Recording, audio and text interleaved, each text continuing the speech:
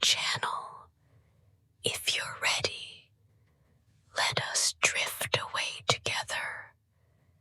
Now, get comfortable and surrender to the whispers of Slytherin Sounds. In the shadow and light of the serpent, the true story of Slytherin House. Gather close beneath the shimmering green light that filters through the submerged windows of the Slytherin common room. Hear the whisper of the Black Lake as it laps gently against the ancient stones of Hogwarts. These walls have witnessed more than just ambition.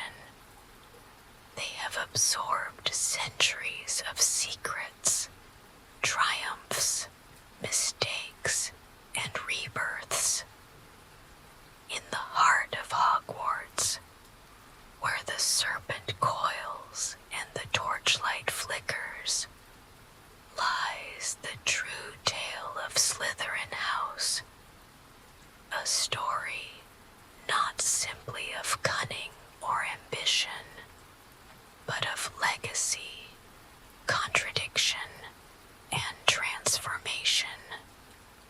Our tale begins over 1,000 years ago with the founding of Hogwarts by 4 of the greatest witches and wizards of the age: Godric Gryffindor, Helga Hufflepuff, Rowena Ravenclaw, and Salazar Slytherin. Salazar Slytherin was a man of sharp intellect and deep conviction.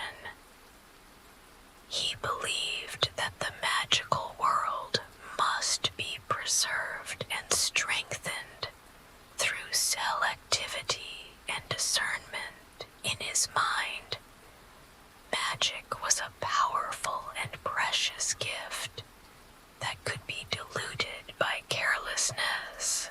Thus, he valued not only ambition, cunning, and resourcefulness, but also pure magical lineage, a belief that would become the most enduring and dangerous element of his legacy. To Salazar, greatness was not given. It was earned by those willing to pursue it, to make the hard choices, to survive where others faltered. He believed in nurturing students who possessed the inner fire to carve their names into the annals of wizarding history. And he was not wrong. Many of the world's most influential and powerful witches and wizards would rise from his house. But Salazar's obsession with blood purity sowed division. He clashed with Gryffindor, who championed courage regardless of heritage. This ideological rift grew into a chasm, and eventually, Slytherin left the school under bitter circumstances. Before his departure, however, he created the Chamber of Secrets, hiding within it a basilisk meant to one day cleanse the school of Muggle-born students, should the need arise. It was a dark seed planted in the soil of an otherwise noble vision. Yet not all of Salazar's legacy is stained by prejudice or darkness. One of the most famous wizards in all of history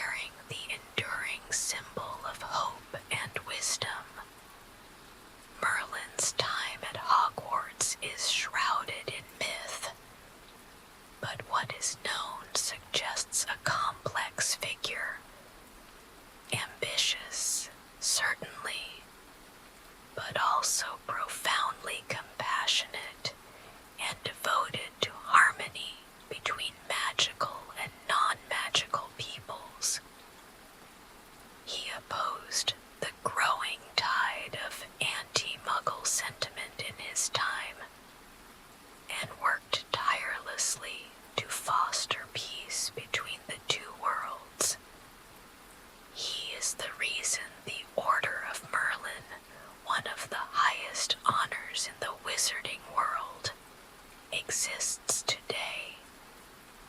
He proved even in the early centuries that Slytherin need not mean exclusivity or cruelty. His life demonstrated that ambition could be harnessed not for power alone, but for justice and change. Merlin, in many ways, was the house's first counter-narrative, proof that the serpent's bite could also heal.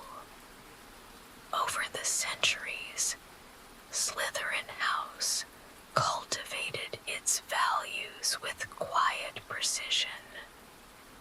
Students were chosen for their cleverness, determination, and survival instincts.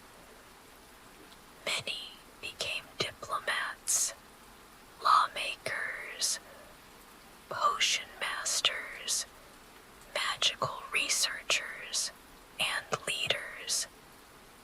They mastered strategy, understood nuance, and cultivated influence. Slytherins were never ones to crash through walls. They learned how to unlock doors, or better yet, convince others to open them. But the obsession with blood purity, left unchecked, became a festering wound. Some families, like the Gaunts, direct descendants of Salazar, turned his ideals into dogma. They intermarried, isolated themselves, and descended into madness and ruin. From these ashes rose Tom Marvolo Riddle, an orphaned boy with a brilliant mind, chilling charm, and a soul already cracked. Riddle, sorted into Slytherin, did not simply inherit the house's ambition. He warped it. He reopened the Chamber of Secrets. He turned blood purity into a manifesto. He became Lord Voldemort. And in the decades that followed, many Slytherins, seduced by the allure of power, heritage, and domination, followed him. During both Wizarding Wars, Slytherin became synonymous in many minds with Death Eaters, dark magic, and betrayal. And yes, many from the house joined Voldemort. They believed his lies. They acted from fear, desperation, or shared ideology. Some were cruel, some were weak, some were merely trying to survive. This is a truth that cannot be denied. Yet, as always, the full truth is more complicated. Not all Death Eaters were Slytherins. Peter Pettigrew, a Gryffindor, is the most infamous example. And crucially, not all Slytherins were Death Eaters. There were those who resisted, who stayed in the shadows not out of cowardice, but to subvert from within. Regulus Black, raised in a pure-blood supremacist family, turned against Voldemort